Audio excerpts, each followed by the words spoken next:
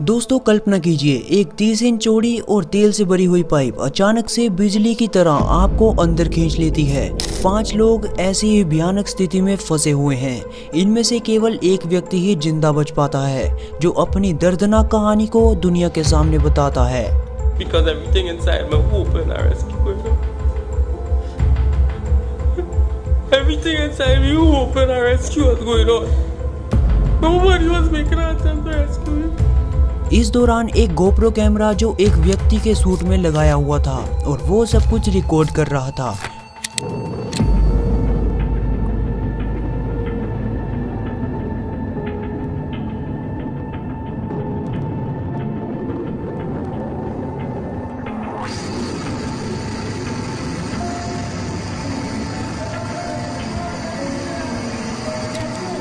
और ये फुटेज जो समुद्र की सतह से 60 फीट नीचे एक पाइप में 2 दिनों तक फंसे रहने के दृश्य दिखाती है, आपके रोंगटे खड़े कर देगी। ये घटना 25 फरवरी 2022 को साउथ अमेरिका के उत्तरी तट पर पॉइंटे पियर नामक तटीय शहर में हुई थी। इन 5 लोगों में से केवल क्रिस्टोफर, काजिम, यूसुफ, ऋषि और फैजल ही थे जो पारिया कंपनी में काम कर रहे थे।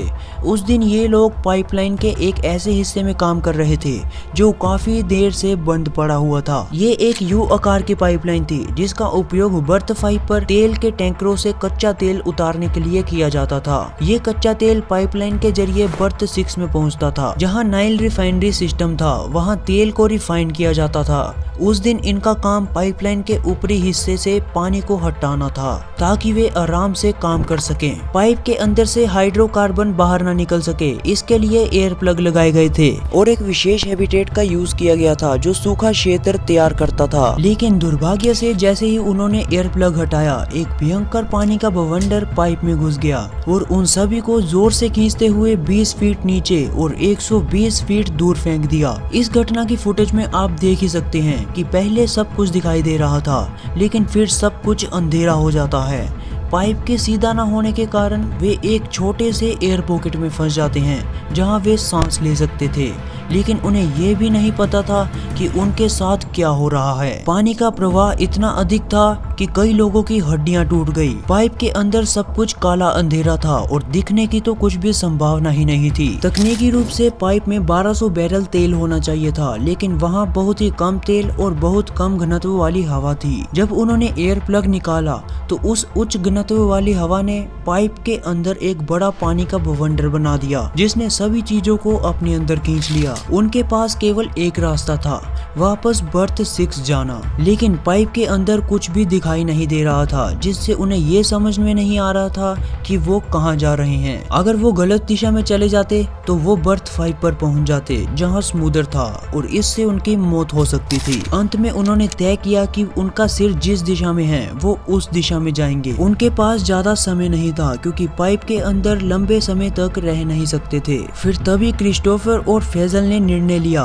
कि वे दोनों अकेले आगे बढ़ेंगे और बाकी तीनों के लिए मदद लाएंगे। वे दोनों आगे बढ़े और एक एयर पॉकेट में फंस गए। वहाँ एक चमत्कार हुआ, उन्हें एक ऑक्सीजन टैंक मिला, लेकिन अंधेरे के कारण वो देख नहीं पा रहे थे कि टैंक में कितनी ऑक्सीजन है। फैजल का ऑक्सीजन टैंक खत्म हो गया था और वो बहुत ज्यादा दर्द में भी था। इस कारण क्रिस्टोफर को अकेले आगे बढ़ना पड़ा। 2 घंटों की कठिनाई के बाद वह एक पाइप के बैंड से टकराया। यह बैंड उसे खुश और दुखी दोनों कर रहा था। खुश इसलिए क्योंकि यहाँ बर्थ 6 की ओपनिंग हो सकती थी, जिससे बाहर निकलने का रास्ता मिल रहा था। लेकिन दुखी इसलिए क्योंकि पाइप में पानी कम होने के कारण उसका तैरकर बाहर निकलने की संभावना भी नहीं थी। उसने पाइप को जोर जोर से मारा और मदद के लिए आवाजें लगाई।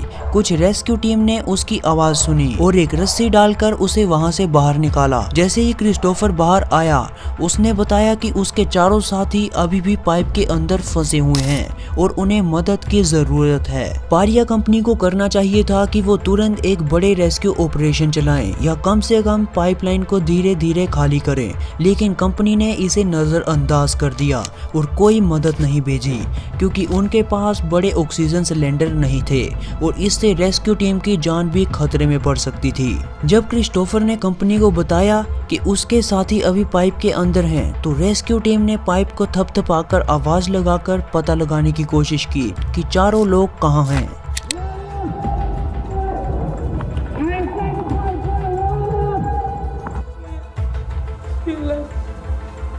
फुटेज में देखा जा सकता है कि उन चारों ने भी पाइप को थपथपाया और प्रतिक्रिया दी, लेकिन पारिया कंपनी ने अगले 48 घंटे तक कोई मदद नहीं भेजी और इन चारों को वहां मरने के लिए छोड़ दिया और अंत में उन्होंने दुख और बेचैनी के साथ अपने प्राण त्याग दिए। इस भयानक लापरवाही का मामला बहुत बड़ा था, लेकिन आश्चर्यजनक रूप से पारिया कंपनी के खिलाफ कोई भी कड़ी सजा नहीं दी गई और जो कर्मचारी मर गए उनके परिवारों को भी कोई मुआवजा नहीं मिला। ये एक सच्ची घटना थी और अपना कमेंट्स में ओपिनियन जरूर बताना और इसी तरह के और घटनाओं के बारे में जानने के लिए जुड़े रहें सरदार साहब जोन से।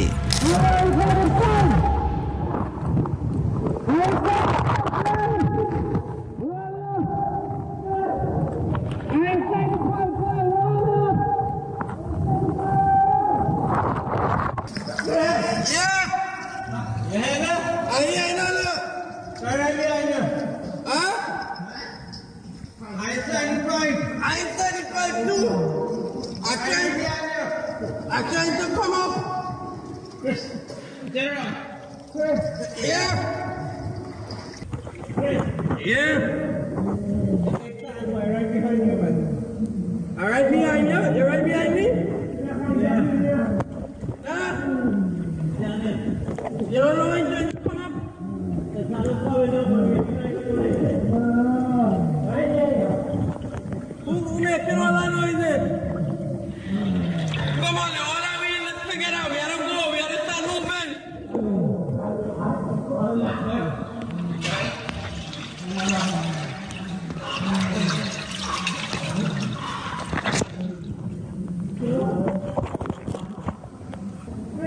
Yeah.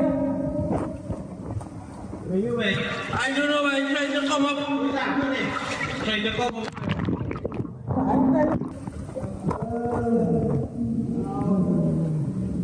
Don't worry, all is good. All is good, I'm gonna get with you this. I'm trying to come out. Huh?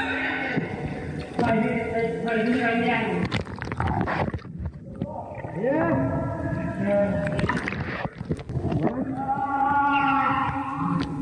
Who is that boy there?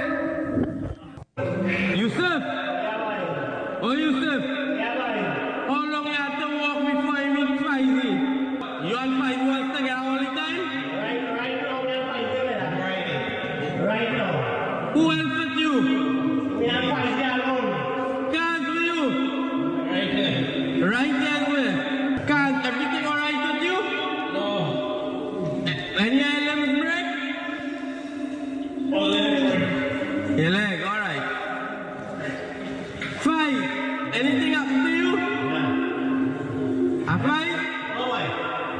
Yusuf, anything happen to you? Yeah, boy. What happened? Come on, break.